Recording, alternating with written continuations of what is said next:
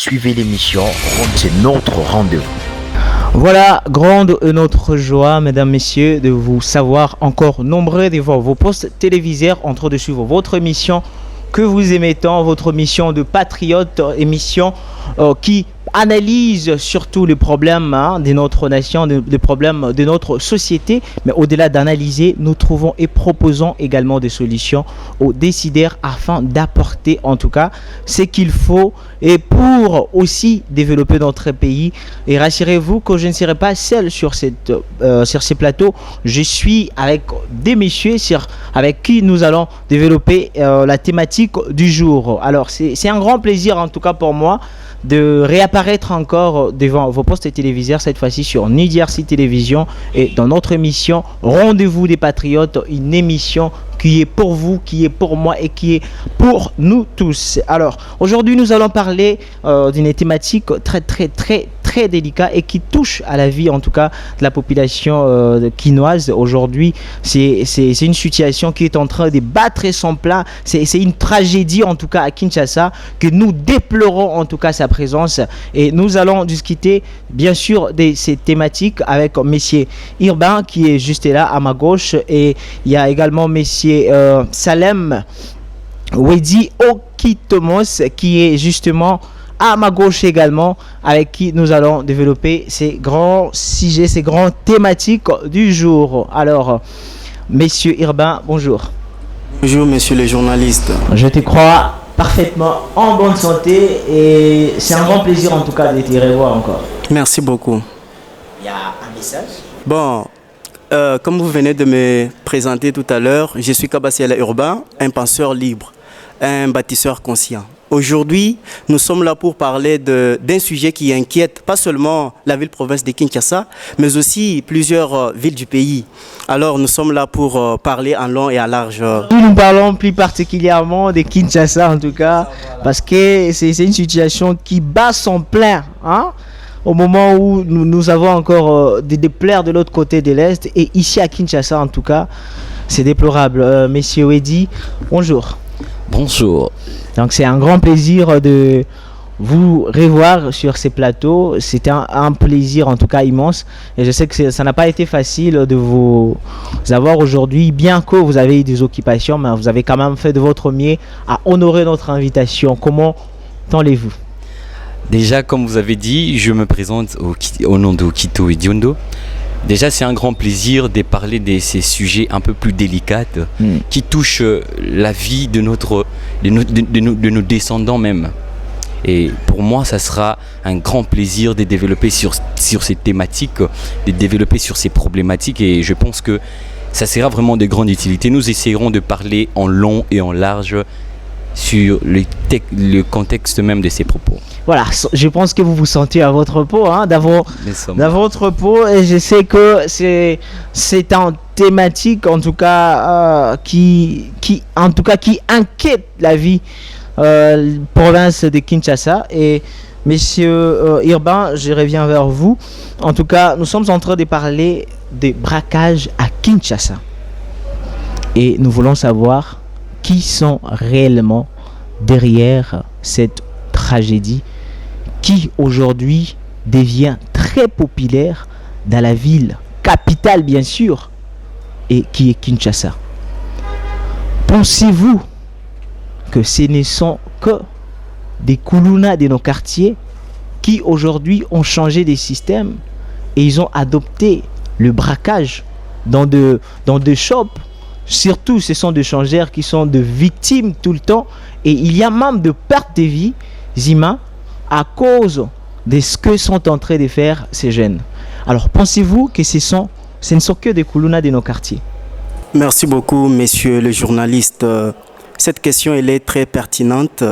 Je tiens d'abord à vous remercier parce que c'est une fois de plus, vous m'avez invité sur ce plateau. Vous savez, quand on parle de braquage dans la ville-province de Kinshasa, on comprend que c'est une situation spécialement orchestrée par des personnes. Maintenant, pour répondre à la question qui est celle de savoir, est-ce les Koulounes qui sont derrière le braquage dans la ville-province de Kinshasa, ou soit ce sont des personnes bien formées? Je ne suis pas là pour accuser. je suis là pour être réaliste. Deux hypothèses face à cette question sont crédibles.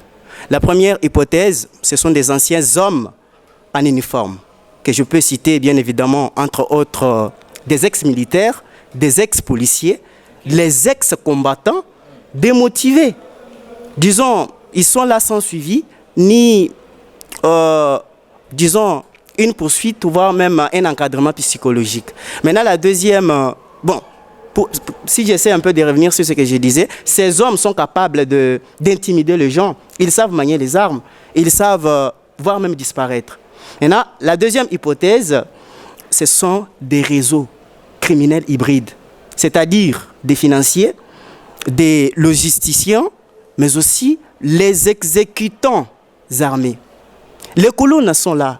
Ils peuvent bien évidemment jouer juste un rôle qui est justement de guetter, d'éclairer, voire même de main d'œuvre. Voilà, je crois avoir répondu à votre question.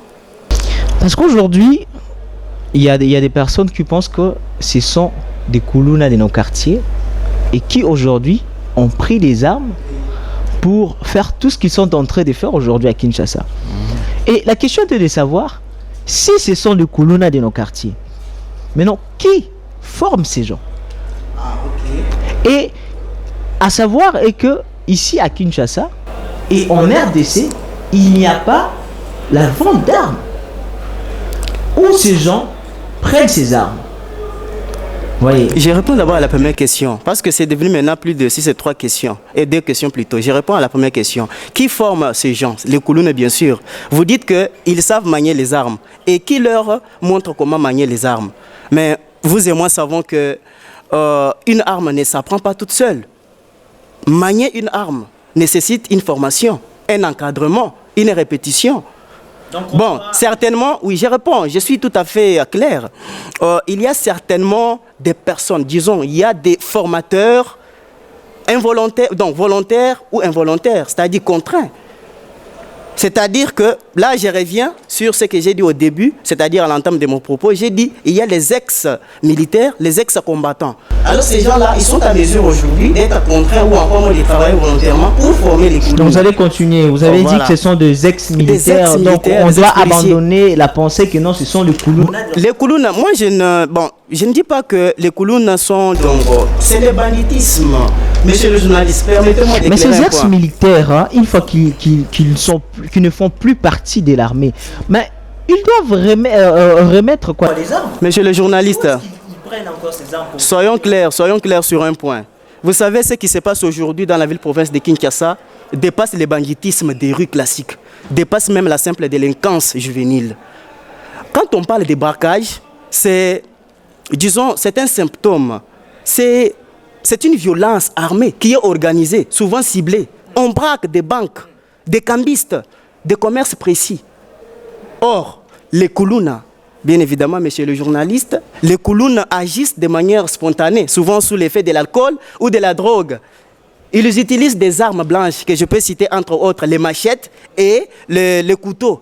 Mais récemment, d'ailleurs, il y a plusieurs braquages qui ont eu récemment dans la ville-province de Kinshasa. Il y a eu l'usage d'armes automatiques. Exactement, il y a eu l'usage d'armes automatiques. Même, il y a eu aussi même la connaissance. On a eu à constater qu'il y a des connaissances des horaires et des lieux. Bon, monsieur le journaliste, permettez-moi de le dire. Je suis désolé, mais ces niveaux d'organisation dépassent les profils classiques des koulounas. Cela revient à dire il y a des personnes. Il y a des réseaux. Ce mouvement est systématique. Voilà, je vais te revenir. Je vais donner également la parole à M. Wedi. Sur la même question, pensez-vous que ce sont les koulounas de nos quartiers qui aujourd'hui sont en train de branquer non seulement des banques, mais aujourd'hui ils sont descendus jusqu'au niveau des cambistes. Vous voyez, et quand ils entrent même dans des shops comme ça, récemment j'ai été vers Saint-Thérèse et j'étais en train de changer l'argent. Et du coup, il y a ces gens qui sont venus sur la moto, bien sûr, ils sont entrés et puis on nous a fait sortir et ils sont restés avec le monsieur à l'intérieur. Ils ont pris tout ce qu'ils devaient prendre et puis justement après, pour nous intimider, après ils ont repris la moto, ils sont partis. voyez que c'est Dieu qui a fait grâce parce qu'on aura aussi perdre nos vies. Mais pensez-vous que ce sont les Koulouna de nos quartiers? Déjà, encore une fois, merci. C'est un sujet un peu plus délicat, un peu plus particulier, auquel s'il faut en parler, il faut voir toutes les alternatives possibles. Déjà, pour moi, j'aimerais qu'on puisse revenir un peu en arrière. Là, je suis en Antiquité. Auquel je vois ces phénomènes naître. La naissance de ces phénomènes ont bel et bien eu lieu depuis plusieurs. Ça a traversé des frontières, ça a traversé des continents et tout. Le braquage, c'est un phénomène qui a débuté depuis l'Antiquité. Mais aujourd'hui, nous en parlons toujours. C'est-à-dire, ce sont des effets qui sont héréditaires en fait. Et pour moi, pour garder cette lignée, je me dis qu'il faudra encore plus nous baser sur l'histoire pour prendre des alternatives ou de possibilités, des initiatives qui peuvent changer cela. De ce, j'arrive aux années 1930, les premiers braquages qui a été effectué en Afrique, précisément en Afrique du Sud. Comment cela s'est déroulé? Depuis l'Antiquité, le braquage était désorganisé. Il y avait le bandit qui intercalait les marchands qui déposaient leur argent dans des banques. Là, il y avait à peine apparition de banques. Là, c'est au Moyen-Âge. Et au temps moderne, je me dis, ces bandits intercalaient les gens. C'était des bandits au premier lieu. Ils étaient désorganisés. Après un temps, il y a maintenant organisation. Ils commencèrent à enfiler de cagoules. C'est l'histoire vraie du braquage. On ne peut pas parler du braquage sans marteler sur ces éléments. En quelque sorte, c'est que nous pouvons remarquer que cela prend de l'ampleur en fait. Cela prend de l'ampleur, cela connaît aussi les changements comme l'évolution, nous pouvons dire l'évolution de la technologie et autres. De ce, il y aura braquage. Ces braquages qui s'effectuera en Afrique du Sud sera différent. Ça sera plus planifié comme celui des États-Unis en 1930-1934. Ces événements-là étaient organisés du fait que il y avait un couple qui ont loué des appartements près de la banque, et près de la banque ils ont commencé à effectuer des plans, des stratégies. Le premier braqueur qui a organisé cela, il s'est déguisé en jardinier. On peut bel et bien voir que ce sont des études ou des perspectives qui sont très capitales sur cette marche. Oui, cela a bel et bien pris de l'ampleur. Aujourd'hui, on utilise même des armes pour cela. On utilise même des véhicules pour le moyen de fuite. Et cela n'est pas la compétence de nos Koulouna. On peut bel et bien le remarquer. Mais n'oublions pas que... Donc ces actions n'émanent pas de nos Koulouna, de nos quartiers. Je vais en arriver. Ce sont des faits tellement concrets qu'on peut tout de même les disqualifier de là. Alors que ce n'est qu'il l'utopie de tout cela. Au-delà de tout, il y a des points juridiques, des points qui relèvent du droit. Nous avons les syllogismes juridiques. Les syllogismes juridiques, il y a le majeur, le mineur et la conclusion. Et pour voir cela, on doit d'abord connaître les faits. C'est quoi les faits? Oui, il y a le fait. Que dit la loi? Et comment la loi sanctionne? Là maintenant, je veux vous ramener sur le code pénal. Vous allez bien voir que ce sont des faits qui sont des faits infractionnels. Nous serons dans le code pénal, l'article 44. L'article 44, où on va parler de ces phénomènes. Nous allons développer, accordez-moi un peu de minutes. Oui. L'homicide avec l'intention de donner la mort est qualifié de meurtre. Le meurtre commis avec préméditation est qualifié d'assassinat. Vous allez bel et bien voir que ici, on parle de l'homicide. Le fait de donner la mort. Le fait de donner la mort à une personne constitue bel et bien une infraction. Et si on descend, nous allons voir que la loi le punit de donner la mort. Nous allons voir sur ces deux catégories, un Koulouna, lui, il fait de l'extorsion. Il fait de l'extorsion. Il extorque l'argent en utilisant des machettes, tout ce qu'on peut dire, tout qu'on sort. Oui, c'est à l'intention d'extorquer. Et nous allons voir que dans les articles 68, 67, on va bel et bien dire que les personnes qui commettent de l'extorsion et qui mènent à la finalité meurtre, ce sont des assassins. Ce sont ces gens que l'article 45 qualifie de meurtriers. Nos Koulouna sont de meurtriers. Et si nous retendons vers le même fait, nous allons voir le braqueur. Les braqueurs commettent de l'extorsion. Oui, ils commettent de l'extorsion parce que l'extorsion, c'est l'effet de prendre par force en utilisant des armes un bien appartenant à autrui. C'est ce qui se passe. J'aimerais qu'on se base sur le fait concret. Récemment à la Raobank, nous avons vu la présumée Honorine Porsche qui a bel et bien fait apparition à la Raobank Victoire pour extorquer de l'argent en utilisant le moyen des armes. On va pas se dire quand même, on va pas se voiler la face disant que c'est quelque chose outre ce qui s'est passé aux années passées. Non. Donc c'est pas un fait nouveau. Et qu'est-ce qui relie le braqueur au Koulouna? L'évolution de ces faits, braquage et tout consort, ont évolué. C'est de la même façon que les braqueurs qui n'ont pas la peur de donner la mort agissent, et de la même manière que le Koulouna qui nous ravisse de biens qui nous appartiennent, sacs et tout consort, avec finalité de donner de blessures graves à deux fois, souvent qui donnent même la mort. Vous voyez, les Koulouna, la différence est simple. Les Koulouna, eux, ce sont des braqueurs. Pour moi, ce sont des braqueurs non organisés, parce qu'ils ne prennent plus ou moins pas le temps à organiser leurs faits, leurs actions.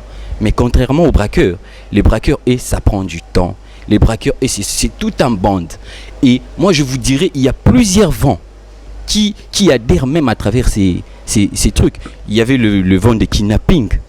Il y avait les vents des kidnappings qui sont passés par le même trait. Ce sont des traits quasiment juridiques, auxquels si on doit en parler, on doit vraiment être bel et bien syndex. Je ne sais pas si vous voyez la ligne auquel moi je nage vers. Le Koulouna évolue, leur évolution leur mène à l'organisation. Parce que quand on est désorganisé, on tend vers l'organisation. Et quand nous sommes directement dans ces zones d'organisation, nous sommes quasiment dans le braquage. Avant, il pouvait plus ou moins prioriser 500 francs. Et après un temps, ça deviendra 1000 francs. Après 1000 francs, ça en fera aussi des objets de braquage avec de montants élevés. Donc, si vous me comprenez bien, les Koulouna, nous ne devons pas leur donner de la chance en leur accordant cette intention, disant que ce n'est pas eux. Ce sont les mêmes personnes qui changent de perspective. Dans mon quartier, je martèle. J'ai connu un gars, c'était un bandit. C'était un Koulouna au premier lieu. Mais après un temps, il a bel et bien avancé avec cette affaire. Il a avancé, il opérait maintenant dans les kidnappings. Vous voyez. Et il a été cité même parmi les gens qui ont succombé pendant ces vents. Donc, avec, je rappelle que c'était Christian Kaba, c'était qui encore, Monsieur Kaba. Isaac Kaba. Il est nagé d'un vent à menacer les gens à prendre 500 francs. Il a évolué jusqu'à prendre des grosses sommes, à aller vendre même des organes. Ce sont de l'évolution que si nous ne voyons pas, nous le voyons juste aujourd'hui et nous ne tendons pas à arrêter ces vents, nous allons bel et bien finir bien. Voilà, monsieur Eddy, alors en vous suivant, donc vous pensez que ce sont nos Koulouna des quartiers, des non-quartiers, et qui ont évolué aujourd'hui jusqu'à devenir des braqueurs. Donc on doit vraiment enlever cette pensée que non, ce sont des simples personnes de nos quartiers qui viennent et tout, mais ce sont des personnes qui ont adhéré de bandes bien organisées et qui sont orchestrées en faisant tout ce qu'ils sont en train de faire, mais en étant armés. Moi, la question revient à savoir qui forme ces Koulouna de nos quartiers et qui ont évolué, maintenant qui les apprennent à manier les armes? Monsieur, Parce que ça doit d'abord être Oui. une personne qui est formée. oui. Une personne qui a pris un long moment dans l'armée et qui savent Pas forcément. qui sait manier n'importe quelle arme. Pas forcément. Récemment, je veux vous relater un fait qui a bel et bien eu lieu pas loin de mon quartier. Le policier était en patrouille. L'un des policiers était derrière. Mais je vous assure, le bandit a intercalé ces fils indiens de policiers pour prendre l'arme de ces policiers. Et cette arme-là servira à quoi? Servira bel et bien à encadrer leurs faits de Koulouna, de banditisme et tout. Vous voyez, il y a bel et bien plusieurs alternatives à associer à cela. Récemment, je me permettrai de citer à Kingabwa, il y a eu des dépotoirs, des dépôts qui livraient des armes. Bel et bien, notre République est bel et bien puissant. On a intercalé ces gens. Qui était derrière ça? On ne peut pas dire qui sont derrière ça parce que il y a un principe en droit qui dit que l'accusation incombe à la preuve. Donc, quand j'accuse, je dois avoir la preuve. Alors que ce sont de faits quasiment vagues qui unissent toute la ville. Mais moi, je peux dire, ça peut être ces gens-là que vous ignorez aujourd'hui. Les Koulouna peuvent prendre de l'organisation et se procurer des armes. Actuellement, en RDC, il n'y a pas de marché légal de vente d'armes comme on peut se le dire. Oui, mais il y a bel et bien des marchés noirs. Des marchés qui ne se voient pas. D'accord. Alors, je reviens chez Monsieur Urbain. Avec la même question, Monsieur Urbain, vous pensez, vous aussi, que ce sont les Koulouna de nos quartiers, mais qui ont évolué jusqu'à devenir des branqueurs bien armés et qui savent manier, en tout cas, n'importe quelle arme, parce qu'ils ne se présentent pas avec seulement le même type d'arme. Souvent, lorsqu'on voit des images, il y a de différentes armes qu'ils utilisent. Alors, pensez-vous que ce sont également des Koulouna de nos quartiers, mais qui ont évolué, ou ce sont, comme M. Wedi l'a dit, des anciens militaires? Bon, bien évidemment, je peux le dire, ce sont juste des Koulouna qui ont évolué. Mais il y a tout un système. Parce que derrière ces Koulouna, il y a tout simplement, il y a des combattants par exemple, ou soit des personnes qui étaient dans l'armée, qui savent bien manier les armes. Et ces gens-là, bien évidemment, ils sont mieux placés pour former les Koulouna. Parce que pour manier une arme, ça nécessite une formation. Ce n'est pas une mince affaire de manier une arme juste comme ça, non. Et vous venez de dire maintenant que voilà, il n'y a pas un marché légal dans notre pays. Et alors, d'où viennent-elles? Mais l'absence d'un marché officiel ne justifie pas la circulation. Moi, je peux vous dire qu'il y a des détournements. Bien qu'il n'existe pas de marché officiel, comprenez-moi, il y a quand même ces marchés. Il y a les détournements d'armes, des services. Il y a aussi quoi? Les circuits transfrontaliers. Donc, vous pensez qu'il y a des personnes qui détiennent des armes mais qui le livrent par de moyens illégaux? Exactement. C'est-à-dire il y a la corruption et quoi? Et le trafic discret. Bien évidemment, donc c'est un peu ça. Ce n'est pas pour dire que quand il n'y a pas un marché officiel, il n'y a pas la circulation d'armes. Donc pensez-vous que ce sont le même livreur qui sont le formateur de ces Koulouna ou tout comme ça peut être ces livreurs d'armes, tout comme ça peut être juste des personnes, une bande comme mon frère vient de le mentionner tout à l'heure. Il y a toute une bande. Parce que je viens de le dire à l'entame de mon propos, c'est systématique. Il y a un système. Il y a des réseaux bien criminels d'ailleurs. Donc c'est un peu ça. Alors, comment pensez-vous que l'État peut vraiment résoudre cette tragédie qui est en train de menacer la vie de populations quinoises aujourd'hui? En tout cas, nous en souffrons tous. Il y a des membres des familles qui ont perdu de vie. Et aujourd'hui, nous sommes là pour en parler, et non pas seulement pour essayer d'analyser, mais nous devons également trouver des solutions et le proposer aux décideurs qui auront bien sûr la chance de suivre cette émission. Comment pensez-vous que l'État peut remédier à cette situation? Ok, merci beaucoup, monsieur le journaliste. Cette question, elle est la plus pertinente. Nous vivons dans un pays où un policier est considéré comme un ennemi. Oui, il est un protecteur. Mais l'État, étant donné qu'il est mieux placé pour essayer un peu de raviver, essayer un peu de revoir les choses d'une certaine manière, moi je dirais simplement, bon, je vais parler dans 3 points. Premièrement, l'État doit procéder à la réhabilitation des polices de proximité. Oui, la police doit être restaurée. Elle doit être bien formée, bien payée et bien respectée. Vous ne pouvez pas demander à un policier qui est abandonné par le système, qui est mal payé, qui est maltraité, qui est mal encadré, de devenir un héros permanent alors qu'il n'est pas pris en compte. Deuxièmement, je vais tout simplement regarder tout celui qui me regarde en ce moment, si c'est une personnalité qui travaille dans, disons, je ne sais où, il faut qu'il y ait quand même une réinsertion des ex-combattants, des ex-militaires, des ex-policiers. Et pour finir, je dirais tout simplement, il faut qu'il y ait la responsabilité des élites. C'est-à-dire, la sécurité ne se répare pas seulement dans les quartiers pauvres. Vous savez, aujourd'hui, ce qui se passe dans la ville-province de Kinshasa, c'est un miroir de nos failles sécuritaires. Le problème n'est pas les bras armés. Le problème, c'est la tête invisible, le cerveau invisible. Alors, on ne peut pas passer tout notre temps à accuser tout simplement les Koulouna. Quand une arme n'est pas contrôlée, elle finit toujours par se retourner contre la société. On n'accuse pas les Koulounes, mais plutôt le fait d'accuser les Koulounes d'ailleurs, c'est refuser de ne plus voir le système. Voilà. Les problèmes également, je pense que c'est de qui l'armée est en train de recruter. Parce qu'aujourd'hui, on se rend compte que non, ce sont de plus en plus les Koulouna qui sont recrutés à l'armée.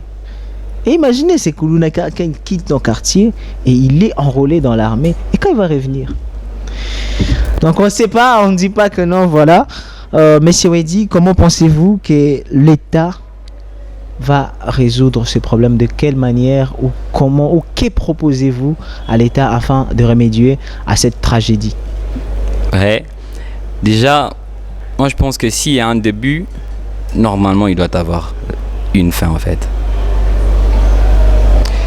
Le Koulouna, moi je l'appelle Koulouna. Je ne vais même pas aller très loin, braquage et tout consort. Je les appelle des Koulouna. Ont connu leur début en 2000 ans en RDC. Je me rappelle, à peine quelques années que je suis né, j'entendis un phénomène qu'on appelait Katakata. C'était un vent puissant, très puissant. C'était des Koulouna. Ils ont eu un début. Et leur fin devra être organisée. Et pour l'organiser, il faut voir plusieurs plans. Notamment le cause. Qu'est-ce qui cause ces phénomènes? Qu'est-ce qui pousse les jeunes à devenir Koulouna? Qu'est-ce qui incite le jeune à travailler sur ces secteurs? Moi, je peux bel et bien citer la pauvreté. La pauvreté, oui. On ne va pas quand même se dire que l'État se mettra à fournir des fonds à tout le monde. Parce que si même la production de billets était en abondance, l'utilité de l'argent, il n'y en aura plus. Donc, pour ceux, les jeunes se disent qu'il n'y a pas un travail décent. Il n'y a pas de travail. La RDC, plusieurs institutions de la RDC ne se basent plus sur la méritocratie.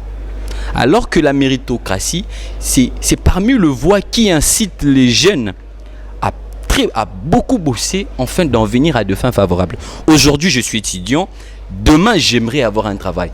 Et si seulement si l'État ne met pas en ma disposition de mesures nécessaires afin que je puisse travailler ou réaliser certains rêves à travers le travail, je me dis que tout ce qu'on peut bel et bien dire, toutes les alternatives qu'on peut bel et bien donner aujourd'hui n'aura pas de finalité. Parce que le manque de travail induit à la pauvreté, tout autant la pauvreté induit aux criminalités. Ok. J'ose aussi croire que, suivant le propos de mon frère, j'ose aussi croire que ça peut aussi être ces anciens combattants que nous disons aujourd'hui, mais pas forcément.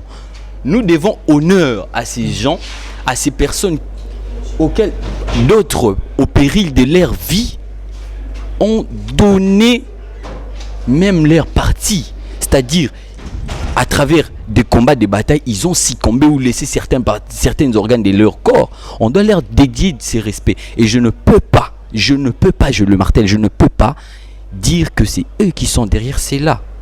Pas forcément. Et l'État aussi doit aussi en prendre compte. Voilà, ce n'est pas des alternatives négatives. Ce ne sont pas des la télévision. Ce ne sont pas de. C'est l'air en tout cas. Ce ne sont pas de points exemptés ou des points avérés nécessaires à avoir, mais le fait de mieux traiter le combattant évitera aussi certains faits. Beaucoup de nos combattants aussi ont plongé sur ces vents, mais ça n'en fait pas tout. Nous leur devons honneur. Merci beaucoup, merci en tout cas, merci à vous également, fidèles téléspectateurs, vous qui nous avez suivis sur cette numéro de notre émission, le rendez-vous des patriotes. En tout cas, on a été émerveillés par des analyses de messieurs Irban Kabasele, mais également de messieurs Eddy. Et c'est un sujet qui touche en tout cas à la vie de tout le monde à Kinshasa, et ça mérite à ce qu'on puisse l'analyser et qu'on puisse également trouver des solutions qui va aider la population à circuler aisément. Aujourd'hui, lorsque nous rentrons tard à la maison, nous avons peur même de rencontrer des policiers. Moi, quand je rentre, je me dis que non, lorsque je rencontre un policier, c'est pas différent de quand je rencontre un Koulouna, parce que je me sens toujours en insécurité totale. Alors l'État doit vraiment voir comment traiter ces militaires, afin qu'ils puissent eux aussi savoir quel est réellement leur rôle. Parce que d'abord, le rôle de la police, c'est d'assurer la protection de la population et leur bien. Mais aujourd'hui, quand je rencontre un policier et que je me sens en insécurité, cela démontre à ce que ces gens, ces policiers, ils ne sont pas vraiment gérés comme il le fallait. Alors nous sommes à la fin de cette émission et c'était un grand plaisir en tout cas pour nous de vous servir encore une fois de plus. Et l'équipe qui nous a accompagnés durant cette émission, derrière la caméra, il y a Monsieur Zara, et de l'autre côté, il y a Monsieur Oscar à la réalisation. Et c'était un grand plaisir, en tout cas, un grand plaisir pour nous de vous revoir encore. Et je sais que ce n'est pas la dernière, et ce n'est que le début de cette émission, le rendez-vous des patriotes. Alors nous allons nous retrouver tout justement à la prochaine, et si Dieu ne revient pas. Merci beaucoup. Suivez l'émission Patriote, c'est notre rendez-vous.